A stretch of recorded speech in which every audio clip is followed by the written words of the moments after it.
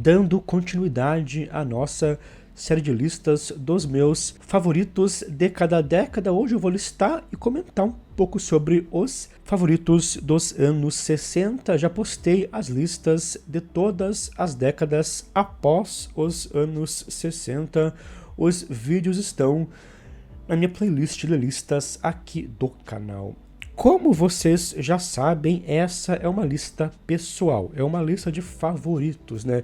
É claro que ela vai servir como recomendações para quem estuda, para quem curte cinema, mas não é uma lista dos mais essenciais dos anos 60 ou coisa assim.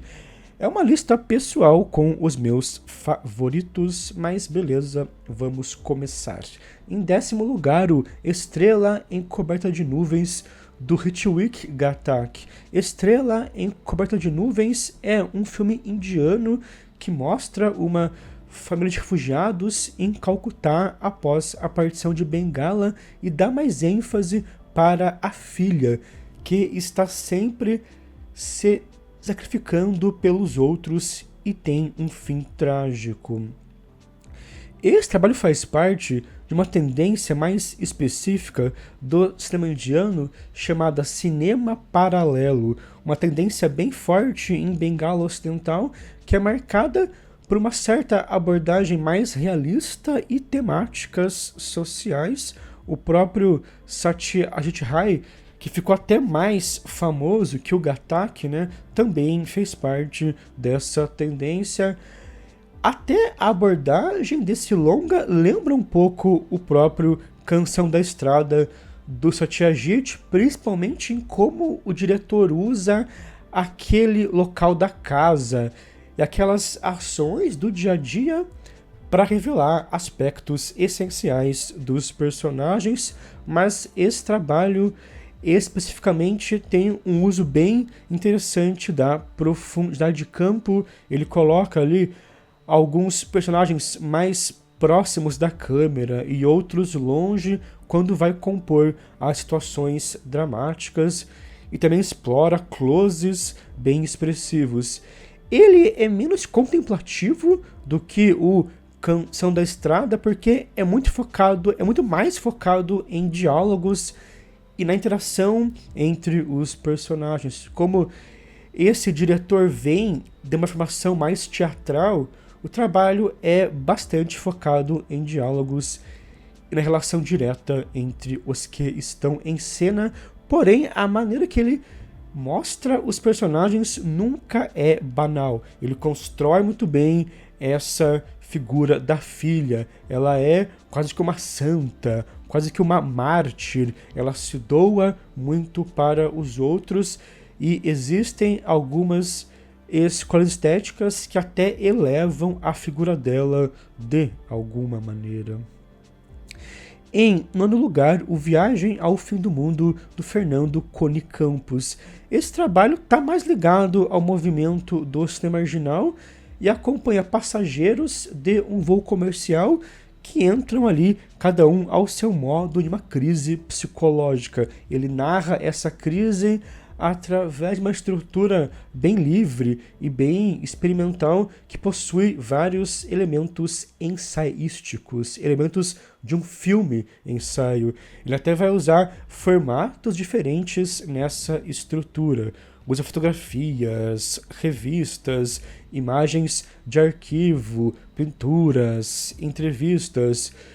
Usa isso para construir tanto ideias em relação aos personagens, como também para descrever alguns elementos históricos do mundo de modo bem caótico e não linear. Ele vai partir da ficção, mas faz escolhas ali, faz uma espécie de colagem audiovisual bem inventiva, em que cita outros autores, artistas, e usa de diferentes mídias para tratar da ficção e de temas mais reais. Isso nunca soa aleatório ou bagunçado. Você sente um ritmo ali bem construído do cineasta. Uma ideia puxa a outra, um formato puxa o outro e você embarca aí nessa experiência do diretor. Em oitavo lugar, o Andorinha Dourada do Shang-Chi. Andorinha Dourada é um trabalho de Hong Kong que fez parte ali da onda wuxia dos anos 60, de filmes que misturavam lutas, kung fu e espadas com elementos fantásticos em um contexto da China antiga. Ele é uma espécie de continuação de um outro filme do King Hu, do grande mestre beberrão, em que um espadachim chamado Silver Rock começa a matar como se fosse a Golden Swallow, a personagem do filme do King Hu. Ele faz isso porque deseja reencontrar ela, já que os dois têm uma relação que não ficou muito bem resolvida.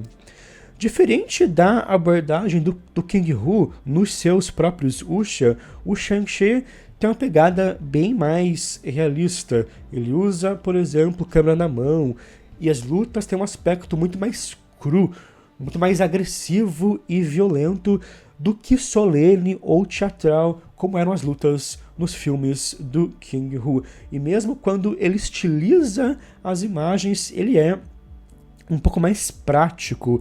Ele usa cortinas, usa véus como se fossem filtros na câmera. É um trabalho que vai equilibrar muito bem a graciosidade da tendência do wuxia com uma pegada bem mais violenta e até um pouco mais realista. Em sétimo lugar, As Duas Faces da Felicidade, da Agnès Varda. As Duas Faces da Felicidade mostra um casal que leva ali uma vida tranquila, porém o homem começa a trair a sua esposa e fica dividido entre a sua amante e a sua família. Esse trabalho tem uma construção visual, uma construção cromática bem complexa e bem inventiva. A Varda compõe uma relação bem interessante entre o que cada um veste e os cenários em que eles se encontram.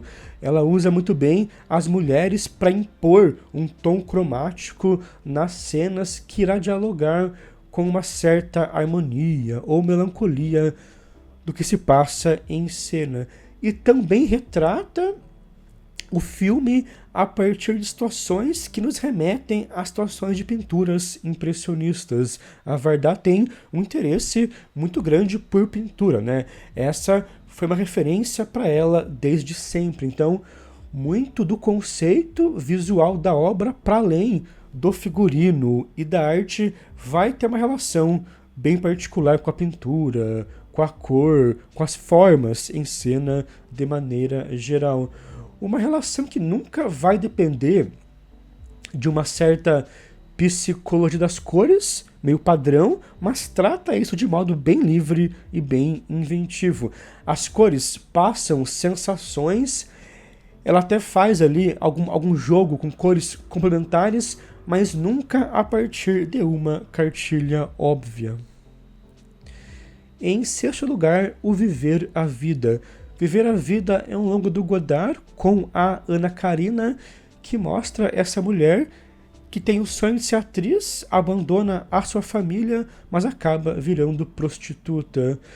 Diferente do Acossado, que tem uma abordagem estética mais documental e mais livre, o Viver a Vida, na grande parte do tempo, tem uma direção um pouco mais metódica e rigorosa. O Godard vai desconstruir ainda convenções da linguagem, porém de modo um pouco mais austero, um pouco mais metódico mesmo. A câmera faz movimentos estranhos que desconstroem convenções de decupagem, mas são movimentos muito bem calculados e rígidos.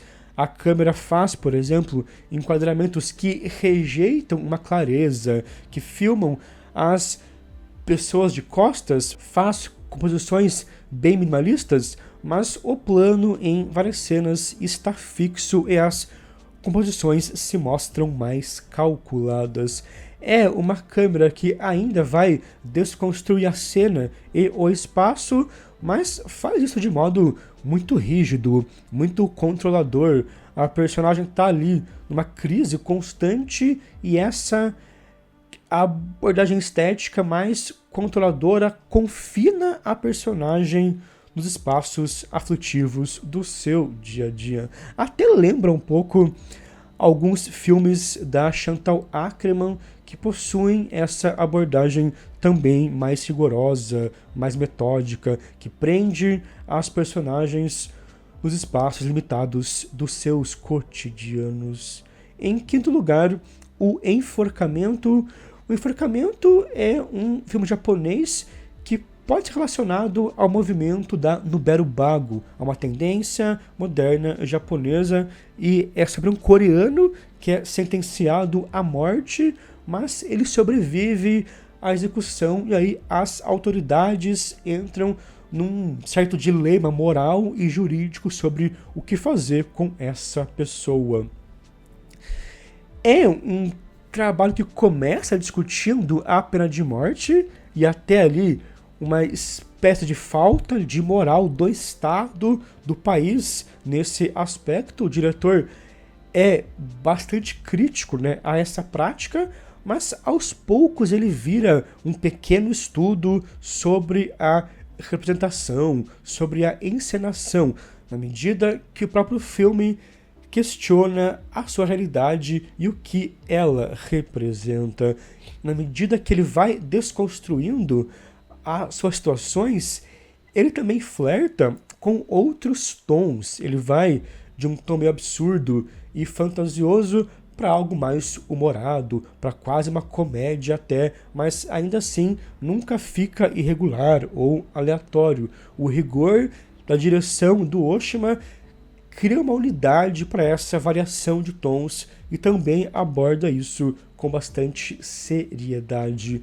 Ele tem uma câmera bem impassível que mostra tudo, mas não se afeta diretamente por aquilo e filma tudo com a mesma seriedade. Em quarto lugar, o Amor Louco, do Jacques Vert. Amor Louco é um longo de 4 horas sobre um diretor de teatro que vai encenar o Andrômaca do Racine, e durante esse período, tanto o seu casamento como a sua peça, a sua montagem entram em crise. É um trabalho que foi feito de modo muito espontâneo e imersivo. O diretor definiu uma premissa e algumas situações, mas vai deixando se levar por aquilo, vai integrando muita improvisação, vai deixando a vida se infiltrar naquilo tudo e vai registrando aspectos, entre aspas, banais dessa premissa. Porém, quanto mais banais, entre aspas, são os registros, mais o Rivet explora um certo aspecto cru e íntimo, muito vigoroso das relações em cena. Quanto mais a narrativa se recusa a evoluir de modo tradicional e assume aí uma questão mais improvisada, mais espontânea, todo momento de intimidade entre o casal e todo momento de angústia da mulher se transformam em pequenos, grandes acontecimentos dramáticos. A relação do casal vai se degradando nessas 4 horas, vai se tornando pesada a partir disso. Eles vão sendo obrigados a lidar com sentimentos mais pesados, principalmente a personagem da mulher, e isso vai afetando cada vez mais a atmosfera do filme. Os próprios ensaios da peça também começam de modo tranquilo, mas passam a ficar confusos, passam a ficar mais pesados. O diretor não sabe mais qual indicações dar para ninguém. A abordagem documental e de baixo orçamento do Rivet reforçam esse lado aí mais bruto da realidade. E, paralelamente ao filme que está acontecendo, você vê ali uma equipe registrando os ensaios da peça, e em vários momentos nós vemos as imagens do registro da peça, que é um registro ainda mais inacabado, ainda mais fragmentado. É interessante como o Rivet usa essa falta de recursos e essa e essa estética mais crua para lidar com um aspecto bruto dos sentimentos dos personagens. É um trabalho que evidencia uma certa, digamos, estética de material bruto, uma estética do inacabado e a força que ela pode ter justamente por evidenciar os seus momentos de modo muito direto. Em terceiro lugar, o São Paulo S.A. do Persson. Eu gosto muito como esse trabalho dialoga tanto com tendências modernas, como também com tendências clássicas da sua época. A trama dele sobre um pai de família em crise remete, por exemplo, aos filmes do Antonioni. A abordagem documental nas ruas remete aos filmes da Nouvelle Vague, e a construção visual dos planos, em alguns momentos, possui um aspecto mais rigoroso e virtuoso que lembram filmes mais clássicos. O Persson trabalha com apelos distintos nesse filme, ao mesmo tempo que evidencia a cidade tanto como um ambiente muito vivo, um ambiente em constante movimento e cheio de estímulos, como também um ambiente que oprime muito o personagem. O personagem aqui é uma espécie de homem moderno, covarde, que não sabe lidar com as suas escolhas e nunca se sente satisfeito por nada. É um grande retrato da vida moderna, urbana e do vazio que ela pode proporcionar. Em segundo lugar, o 2001 do Kubrick. Eu gosto muito de como esse filme do Kubrick se apropria de vários símbolos e de situações herméticas para propor uma experiência sensorial, uma experiência audiovisual, e nunca para meramente decifrar tais símbolos de modo didático, de modo ilustrativo. A Annette Michelson, uma grande crítica, tem um texto muito bom sobre esse filme em que ela vai analisar ele a partir dessa perspectiva.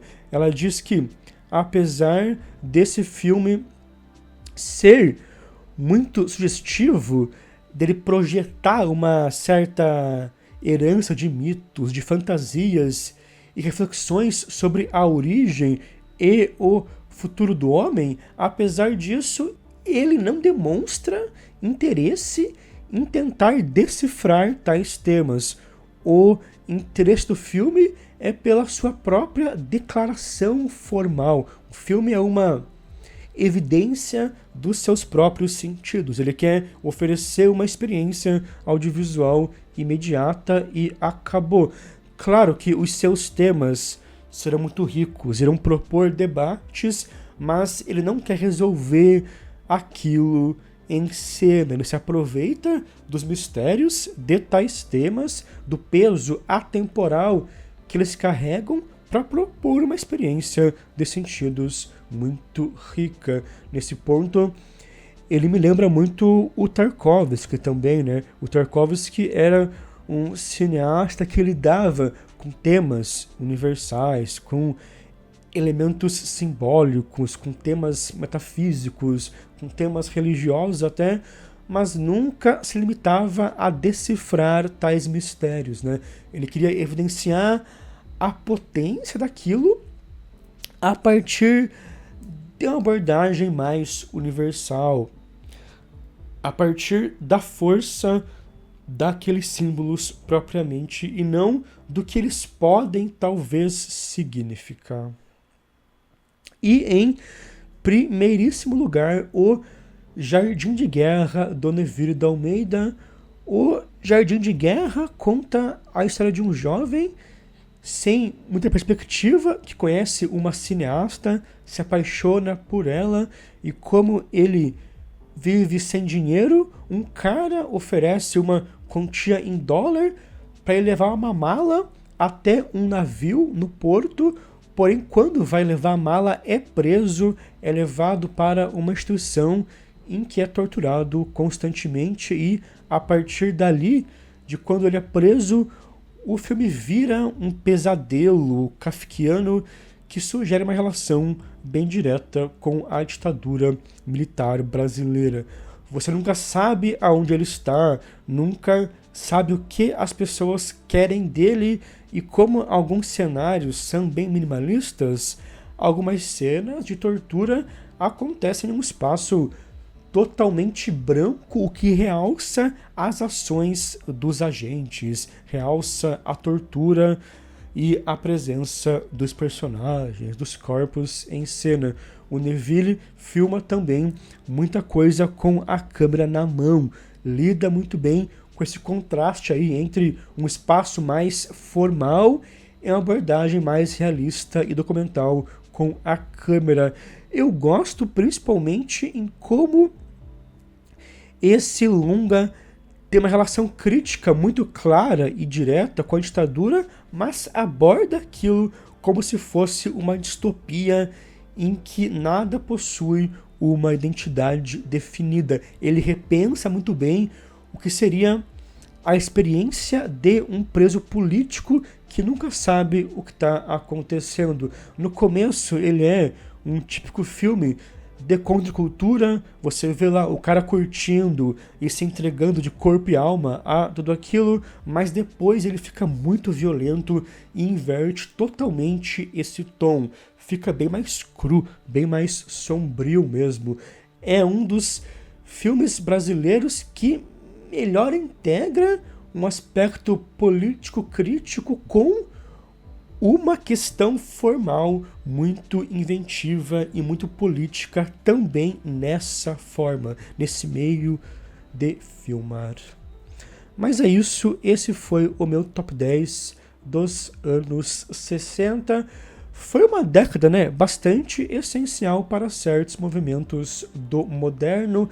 Alguns movimentos começam aqui, outros estão já, né, em pleno movimento, mas a gente percebe quase sempre um tom crítico a uma modernidade, no sentido de que várias dessas obras evidenciam uma crise dos personagens em relação ao ambiente em que eles se encontram, né? Várias obras propõem uma integração do ambiente com os personagens, né? Do filme da Varda ao do Persson, passando pelo do Rivet, você sente isso, né? Você sente pessoas integradas a esse espaço e sente uma certa desarmonia entre as pessoas e esses locais. Uma das grandes características do moderno é essa, é a integração crítica do personagem com o seu espaço, e vários desses longas evidenciam isso. Mas é isso, postem nos comentários os seus favoritos dos anos 60. Foi uma década muito rica, é bem difícil, né, escolher apenas 10, mas espero que vocês tenham gostado e até a próxima.